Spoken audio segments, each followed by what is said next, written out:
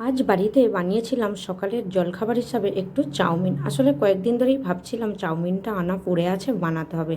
কিন্তু এই পুজোর কদিন এদিক ওদিক থেকে ঘুরে আসার পর থেকে শরীরটা যেন আমার একদমই সঙ্গ দিচ্ছিল না।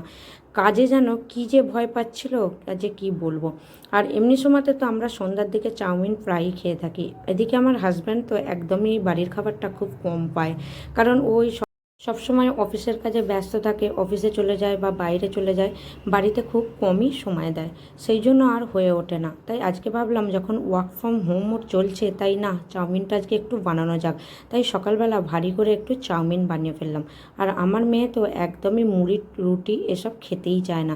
তো সেই জন্য সবার জন্যই ভাবলাম বানিয়ে একটু বেশ সবাই মিলে বসে খাওয়া যাক। তো ও ঘরে রয়েছে। তো এই দেখুন না, আমাদের চাউমিন তো প্রায় কমপ্লিট হয়েছে। প্রায় হালকা করেই করেছিলাম, এতে কিন্তু রিচ কিছু দিইনি। আমি মেয়েকে বললাম খেয়ে বল কেমন হয়েছে। ওর তো এইসব জিনিস খুবই পছন্দ। ওকে সিদ্ধ তুলে দিলেও ও বলবে মা খুব সুন্দর হয়েছে। তবে ও খুবই এগুলো খেতে ভালোবাসে। তো চলুন এবার ওকে দিয়ে আসা যাক। আমাদেরটা একটু পেঁয়াজ সস ভালো করে দিয়ে দিয়েছিলাম, লঙ্কা টঙ্কা ওইগুলো আর বাচ্চাটার জন্য দিইনি। তো ওকে যা দিতে গেছি, দেখুন ওকে ভিডিওটা করছি বলে ওর মুখের রিয়াকশানটা শুধু দেখুন, যেন আমি কী অপরাধ করে ফেলেছি। ওর ঘর লক করে ওর অফিস করছে, তো আমি ওকে খাবারটা দিয়ে চলে এলাম।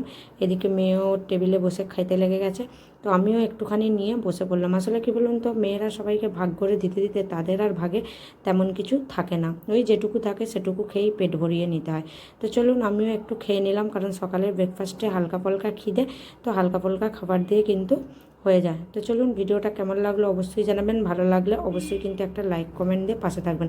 ততক্ষণের জন্য টাটা, দেখা হবে পরের একটা ভিডিওতে।